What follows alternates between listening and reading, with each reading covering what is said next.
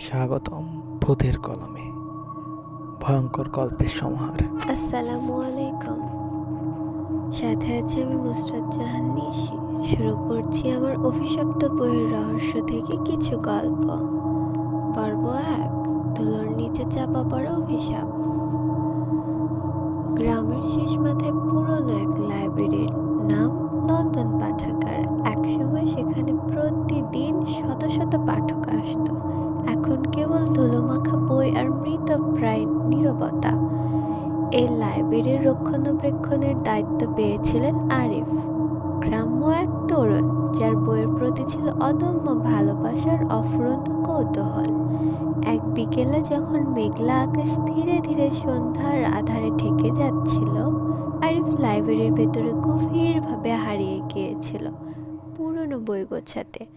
হঠাৎ তার চোখে পড়ল একটা অদ্ভুত বুকশেলফ।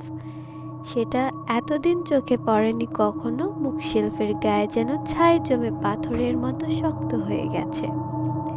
খেয়ালের বশে সে ঝাড়ু হাতে এগিয়ে গেল। বুকশেলফের পেছনে চাপা পড়ে থাকা একটা পুরনো বই বেরিয়ে এলো। বইটার মলাট ছিল গাঢ় লাল, কিন্তু রংটা দেখে মনে হচ্ছিল শুকনো রক্তের দাগ। বইটার উপর লেখা অদ্ভুত কিছু চিহ্ন, যেন কোনো মৃত ভাষার শব্দ। একটা অদৃশ্য টান অনুভব করলো আরিফ। বইটা যেন তাকে ডাকছিল। ভয়ে কাপা হাতে বইটা তুলতেই একটা হিমেল বাতাস গোটা লাইব্রেরি জুড়ে ছড়িয়ে পড়ল। বুকের মধ্যে অজানা এক শীতল ভয় বাসা বাঁধতে লাগলো। বইটা খুলতেই প্রথম পাতায় বড় বড় হরফে লেখা ছিল, কি বলুন তো? লেখা ছিল, বই পড়লে তুমি নিজেকে হারাবে। আরিফ প্রথমে ভয় পেল, কিন্তু তার ভেতরের কৌতূহল তাকে থামালো না। সে মনে মনে ভাবলো, এটা নিশ্চয়ই কারো বানানো কোনো ভয় দেখানোর কৌশল। বইটা সে ব্যাগের ভিতরে নিল। তখনও সে জানতো না এই সিদ্ধান্ত তার জীবনের সবচেয়ে বড় ভুল হতে চলেছে। সেদিন রাতে আরিফ প্রথমবার শুনল অদ্ভুত শব্দ। নিজের খোলা বইয়ের পাতা যেন নিজের ইচ্ছায় উল্টে যাচ্ছে না। বাতাসের মধ্যে ফিসফিস আওয়াজ, জানালার বাইরে অজানা ছায়া। আরিফ জানতো কিছু একটা তাকে অনুসরণ করছে, কিন্তু ঠিক কি তা বোঝার আগেই গল্পের ভয়াবহতা কি হলো বলেন তো। শুরু হয়ে গেল। রাত বাড়ার সাথে সাথে আরিফের ঘরে অদ্ভুত সব শব্দের মাত্রা বেড়ে গেল। মৃদু হাওয়ার মতো ফিস ফিস শব্দ, বইয়ের পাতার খসখস আওয়াজ, আর অদৃশ্য কারো উপস্থিতির অনুভূতি যেন ঘনিয়ে আসছিল। বিছানায় শুয়ে থাকা আরিফ দেখতে পেল তার নিজের ছায়া জানালার আলোয় ক্রমশ ফিকে হয়ে যাচ্ছে। সে চোখ মিলে চেয়ে রইল। অবিশ্বাস্য হলেও সত্যি, তার ছায়া আস্তে আস্তে অদৃশ্য হচ্ছে। ভয়ে লাফিয়ে উঠে সে আলো জ্বালালো, চারপাশে তন্ন তন্ন করে খুঁজে দেখলো কিছু আছে কিনা, কিন্তু ঘর একেবারে ফাঁকা। শুধু বইটা ব্যাগের ভেতরে চুপচাপ পড়ে আছে। বইটার ভেতর থেকে যেন কেউ তাকিয়ে আছে, একটা ভারী অদৃশ্য দৃষ্টি। পরের দিন সকালে আরিফ যখন গ্রামের বাজারে গেল, আশেপাশের মানুষজন তাকে অদ্ভুতভাবে দেখছিল। ছোট একটা ছেলে চিৎকার করে মাকে বলল, মা, ওর কোনো ছায়া নাই। আরিফ ভেতরে ভেতরে কেঁপে উঠল। দ্রুত সে লাইব্রেরির দিকে দৌড় দিল। মনে মনে ভাবলো, এই বইটা কিছু একটা করেছে আমাকে, এটা থেকে মুক্তি পেতে হবে।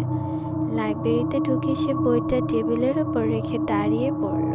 বইটার পাতা যেন আপন মনেই উল্টাচ্ছিল। বইটার পাতা যেন আপন মনেই উল্টাচ্ছিল, একটার পর একটা, যেন বই নিজেই বাঁচতে চাইছে। একটা পাতা থেমে গেল আরিফের সামনে। সেখানে আরো বড় করে লেখা ছিল, ছায়া যখন হারিয়ে যাবে তখন আত্মা খুলবে বন্দি দরজা। পরে আরিফের গায়ে কাঁটা দিয়ে উঠল। ছায়াহীন সে এখন, আর বই ইঙ্গিত দিচ্ছে এর পরবর্তী ধাপ আরো ভয়ঙ্কর। তারপর হঠাৎই লাইব্রেরির বাতি নিভে গেল। জানালার কাছে একটা ছায়া ভেসে উঠল। কিন্তু সেটা কোনো মানুষের ছায়া নয়। বিকৃত, বিকলাঙ্গ দুটো হাত বিশ্রীভাবে বাঁকানো। ছায়াটা আস্তে আস্তে লাইব্রেরির ভেতরে ঢুকতে শুরু করলো। আরিফ পেছাতে লাগলো, পেছাতে পেছাতে এক কোণে গিয়ে আটকে গেল। তার কণ্ঠ শুকিয়ে গেল। ছায়াটা ফিসফিস করে বলল, তুমি বই পড়ছো? এখন তোমার আত্মা চাই।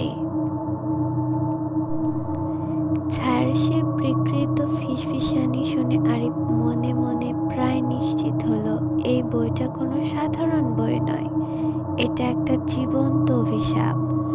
লাইব্রেরির বাতাস ঘন হয়ে আসছিল, যেন চারপাশের সব আলো নিভে যাচ্ছে। বুকের ভেতর ধক শব্দ করতে করতে আরিফ কোনো রকমে ব্যাগে বইটা ঢুকিয়ে লাইব্রেরি থেকে ছুটে বেরিয়ে এলো। বাইরের বাতাস কাঁপছিল অদৃশ্য কম্পনে। চারপাশে এক অদ্ভুত নিস্তব্ধতা নেমে এসেছে, যেন গোটা গ্রামটা জমে গেছে। দৌড়াতে দৌড়াতে আরে পৌঁছলো গ্রামের সবচেয়ে বয়স্ক লোক হাকিম চাচার কাছে। হাকিম চাচা ছিলেন পুরনো দিনের মানুষ। লোককথা আর তন্ত্রমন্ত্রের অনেক কিছু জানতেন।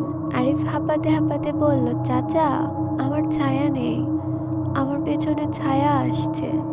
হাকিম চাচা গভীর দৃষ্টিতে তাকালেন, তারপর ধীর গলায় বললেন, কোনো পুরনো বই ছুঁয়েছিস? কোনো পুরনো বই ছুঁয়েছিস কি?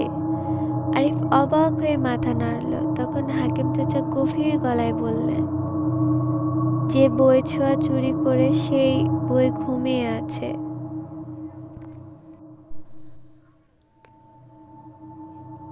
যে বই ছায়া চুরি করে সে বই ঘুমিয়ে আছে 1000 বছর ধরে। তাকে জাগালে সে আত্মা খুঁজতে বেরোয়।